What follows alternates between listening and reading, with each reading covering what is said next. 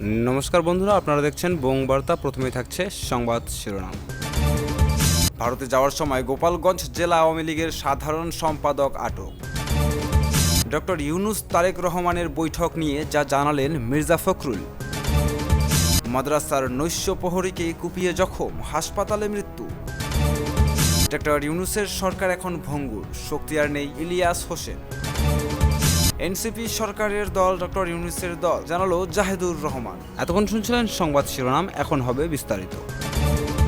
ভারতে যাওয়ার সময় গোপালগঞ্জ জেলা আওয়ামী লীগের সাধারণ সম্পাদক আটক। বেনাপোল চেকপোস্ট দিয়ে ভারতে যাওয়ার সময় গোপালগঞ্জ জেলার আওয়ামী লীগের সাধারণ সম্পাদক জিএম শাহাবুদ্দিন আজমকে আটক করেছে ইমিগ্রেশন পুলিশ। মঙ্গলবার বেলা 11টার সময় তাকে আটক করা হয়। বেনাপোল ইমিগ্রেশনের ভারপ্রাপ্ত কর্মকর্তা ইলিয়াস হোসেন মুন্সি জানান, পূর্ব থেকে ইমিগ্রেশনে খবর ছিল গোপালগঞ্জ জেলা আওয়ামী লীগের সাধারণ সম্পাদক জিএম শাহাবুদ্দিন আজম ভারতে যেতে পারেন। সেই মোতাবেক বহির্গমন বিভাগের সব অফিসারকে সতর্ক করে দেওয়া হয়। পরবর্তীতে বেলা 11টার দিকে তার পাসপোর্টটি ডেস্কে জমা দিলে যাচাই বাছাই করে তাকে আটক করা হয়। তার নামে একাধিক মামলা রয়েছে। বেনাপোল পোর্ট থানার ওসি মোহাম্মদ রাসেল মিয়া বলেন, ইমিগ্রেশনে আটক আসামি আমাদের কাছে হস্তান্তর করা হয়েছে। গোপালগঞ্জ থানায় তার নামে মামলা থাকায় তাকে গোপালগঞ্জ থানা পুলিশের কাছে হস্তান্তর করা হবে।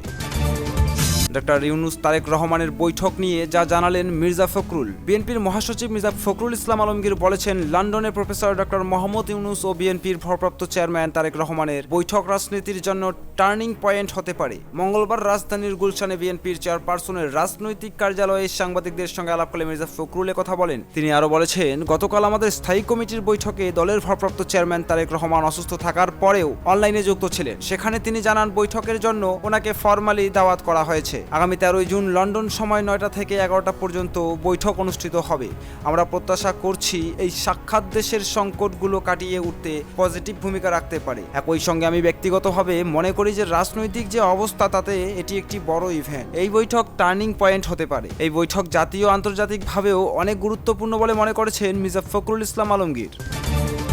মাদ্রাসার নৈশ প্রহরীকে কুপিয়ে জখম, হাসপাতালে মৃত্যু। পাবনার ভাঙ্গুড়ায় সিকেরি রুস্তমিয়া আলিম মাদ্রাসার নৈশ প্রহরীর ওসমান গনি মোল্লাকে কুপিয়ে হত্যা করেছে দুর্বৃত্তরা। মঙ্গলবার সকাল 10টার দিকে বাগুড়া মেডিকেল কলেজ হাসপাতালে চিকিৎসাধীন অবস্থায় তার মৃত্যু হয়। এর আগে রাত 11টার দিকে মাদ্রাসার কক্ষ থেকে রক্তাক্ত অবস্থায় তাকে উদ্ধার করেন স্থানীয় বাসিন্দারা। পুলিশ ও স্থানীয় সূত্রে জানা যায়, উপজেলার খনমরিচ ইউনিয়নের চণ্ডীপুর বাজারে অবস্থিত সিকেবি রুস্তমিয়া আলিম মাদ্রাসা। 2 যুগেরও বেশি সময় আগে চণ্ডীপুরে গ্রামের রিয়াজউদ্দিন মোল্লার ছেলে ওসমান গনি মোল্লা এই মাদ্রাসায় নৈশ প্রহরীর চাকরি পান। গতকাল সোমবার সন্ধ্যায় যথারীতি ওসমান গনি মাদ্রাসায় দায়িত্ব পালন করতে আসেন। এক পর্যায়ে রাত 8টার দিকে কে বা কারা মাদ্রাসায় প্রবেশ করে তাকে কুপিয়ে জখম করে। এ সময় স্থানীয় বাসিন্দারা বিষয়টি টের পেয়ে মাদ্রাসায় প্রবেশ করে ওসমান গনিকে মুমূর্ষ অবস্থায় দেখতে পেয়ে থানায় খবর দেয় এবং তাকে উদ্ধার করে বাগুড়া মেডিকেল কলেজ হাসপাতালে প্রেরণ করে। এরপর রাতেই ভঙ্গুড়া থানার ওসি শফিকুল ইসলাম সহ পুলিশের একটি টিম ঘটনাস্থল পরিদর্শন করেন এবং জিজ্ঞাসাবাদের জন্য একজনকে থানা হেফাজতে নেন। এ বিষয়ে কথা বলতে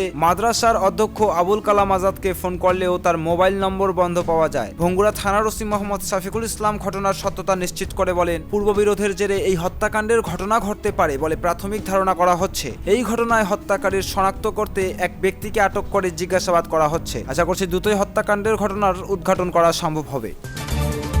ডক্টর ইউনুসের সরকার এখন ভঙ্গুর, শক্তি আর নেই, জানালো ইলিয়াস হোসেন। প্রবাসী সাংবাদিক ইলিয়াস হোসেন বলেছেন, এই মুহূর্তে ডক্টর ইউনুসের সরকার ভঙ্গুর একটা সরকার। যে শক্তি আমরা মনে করেছিলাম, সেই শক্তি আর এই সরকারের নাই। সম্প্রতি নিজের ইউটিউব চ্যানেলে এক ভিডিওতে তিনি কথা বলেন। ইলিয়াস হোসেন বলেন, চাইলেও এই সরকার আর কিছু করতে পারবে না। ন্যূনতম সংস্কারও যদি বিএনপির জামায়াত না চায়, সেটা করার ক্ষমতাও সরকারের নেই। কেন হলো এরকম? আমাদের যৌক্তিক দাবিগুলোকে আপনারা মব হিসেবে বিবেচনা করেছেন। আমরা যে দাবিগুলো করেছি 5 তারিখের পরে, সেই দাবির জন্য মানুষকে মাঠে নামতে হবে কেন?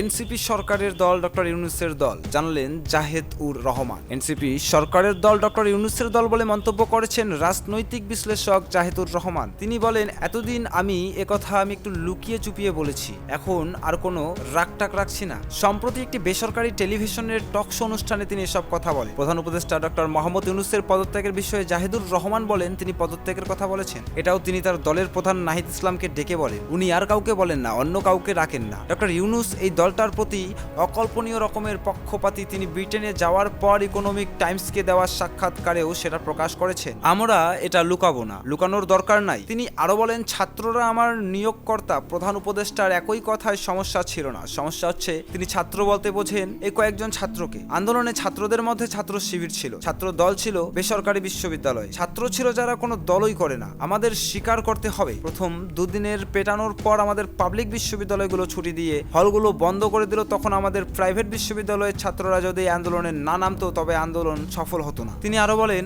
তো তারা কেউ না, শুধু হাতে গোনা এই 4-5টা মুখ। আমরা তাদেরকে ছোট করছি না, তাদেরও গুরুত্ব দেব, কিন্তু তারাই সবকিছু। ডক্টর ইউনূসের এই চিন্তাই সংকট তৈরি করেছে বলে আমি মনে করি। নির্বাচন ইস্যুতে জাহেদুর রহমান বলেন, আমরা এখন যৌক্তিকভাবে বিশ্বাস করি ডক্টর ইউনূস মুখে যতই বলুক না কেন নির্বাচন ডিসেম্বরে কিংবা সর্বোচ্চ 30শে জুন এসব আসলে সত্য না। নির্বাচনকে আরো অনেক পিছিয়ে দেওয়ার চেষ্টা আছে এবং এনসিপি এটার অংশ, সরকারও এটা করতে চায় বলে আমি অত্যন্ত এখন বিশ্বাস করি।